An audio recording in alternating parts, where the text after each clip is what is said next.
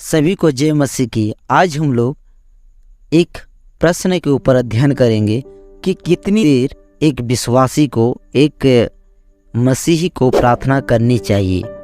यह वह प्रश्न है जो अधिकांश विश्वासियों द्वारा पूछा जाता है। दरअसल एक मसीही को कितनी देर प्रार्थना करनी चाहिए, इस विषय में बाइबल में कोई निश्चित नियम नहीं दिया गया है।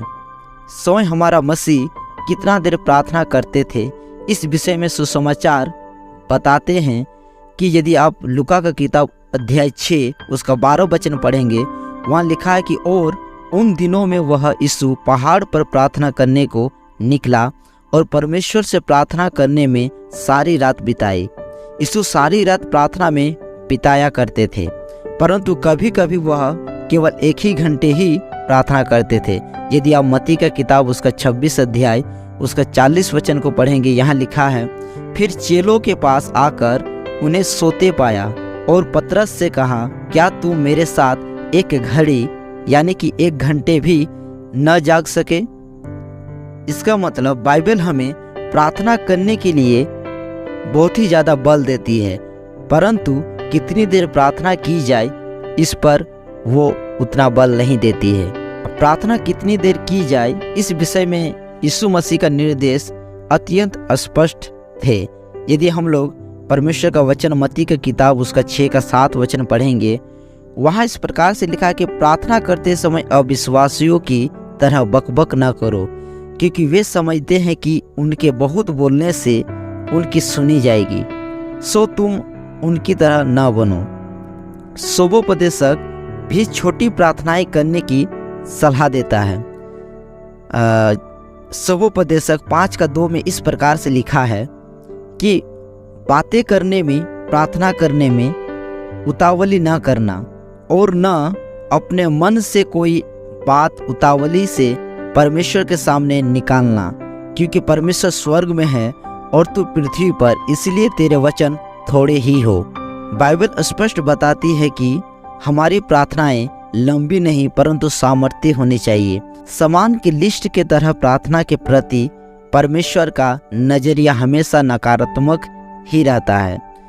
स्वयं प्रभु यीशु ने बिना मतलब की लंबी प्रार्थनाएं करने वालों के लिए जमकर आलोचना की थी। यदि आप लूका का किताब उसका 20 अध्याय उसका 45 से 47 वचन को पढ़ेंगे तो वहाँ देख सकते हैं। अतः बाइबल दृष्टिकोण में यह महत्वपूर्ण नहीं है कि हम कितनी देर प्रार्थना करते हैं, महत्वपूर्ण यह है कि हम कैसे प्रार्थना करते हैं। कुछ प्रचारक एवं पास्टर शिक्षा देते हैं कि प्रार्थना कम से कम 1 घंटे की जानी चाहिए।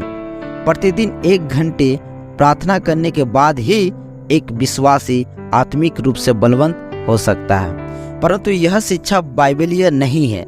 कुछ पास्टर एवं अन्य अगुवे अपने व्यक्तिगत अनुभवों को धर्म सिद्धांत बना लेते हैं, जो अत्यंत भयानक बात है।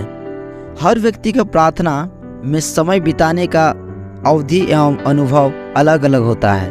कोई लोग 15 मिनट की प्रार्थना में ही आत्मिक अनुभव को प्राप्त कर लेता है, तो कोई लोग 1 घंटे की प्रार्थना में भी प्राप्त नहीं कर पाता है। लंबी प्रार्थनाएं करने का दुष्परिणाम यह है कि अधिकांश अविश्वासी लंबी प्रार्थनाएं ज़्यादा दिनों तक जारी नहीं रख पाते हैं। साथ ही लंबी प्रार्थनाएं करने के चक्कर में विश्वासी व्यर्थ बातें प्रार्थना में बोलने लगते हैं, जिससे प्रार्थना का मूल अर्थ समाप्त हो जाता है। प्रार्थना प्रभु की आत्मा का हमारी आत्मा के साथ एक हो जाना है। यदि एक विश्वासी इस बाइबलीय मापदंडों के आधार पर प्रार्थना करता है, तो फिर यह मायने नहीं रखता कि वह कितनी देर प्रार्थना कर रहा है। इस प्रकार की प्रार्थनाएं छोटी या लंबी दोनों ही हो सकती है। यदि कोई छोटी प्रार्थनाएं करने पर ही प्रभु की आत्मा के साथ घनिष्ठ संबंध बना लेता है, तो इसमें कोई बुराई नहीं। अतः प्रश्न यह नहीं है कि कितनी देर प्रार्थना करते हैं, बल्कि यह है कि क्या आप प्रार्थना के द्वारा प्रभु की आत्मा के साथ एक आत्मा हो जाते हैं। ऐसी प्रार्थनाओं को 1 घंटे का अच्छा खासा टाइम पास करार दिया जा सकता है। अतः एक विश्वासी को कितनी देर प्रार्थना में प्रभु के साथ समय बिताना चाहिए, इस विषय में उसे स्वयं निर्णय लेना चाहिए। परंतु इसका अर्थ यह भी नहीं है कि हम 2 या 5 मिनट की प्रार्थनाएं करके आत्मिक जीवन के लिए पर्याप्त हो सकते हैं। 2 या 5 मिनट की प्रार्थना का भाव इस प्रकार से है, मानो जेब में हम हाथ डालें और परमेश्वर से कहें, hello God, how are you.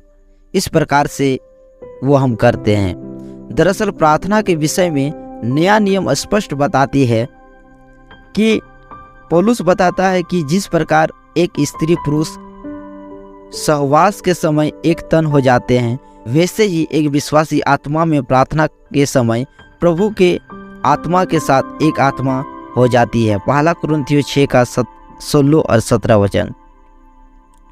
परंतु पवित्र शास्त्र में पति पत्नी के शारीरिक संबंधों के लिए जिस शब्दावली का उपयोग किया गया है, उसी का प्रयोग एक विश्वासी के प्रभु के साथ संबंधों के लिए भी किया गया है। शुरुआत हमेशा धीमा करें। कोई भी एकदम से प्रभु के साथ प्रार्थना में घंटों नहीं बैठ सकता जब तक कि वह धीमे धीमे प्रार्थना में स्वभाव को अपने अंदर विकसित नहीं कर लेता है। तो इसीलिए हमें कितनी देर प्रार्थना करना चाहिए, यदि आप प्रार्थना कितनी देर करनी चाहिए, इस प्रश्न का निर्णय यदि आप खुद ले तो आप सबसे बेहतर आप जान सकेंगे। परमेश्वर इस वचन से आप सभी को आशीष करे। आमीन।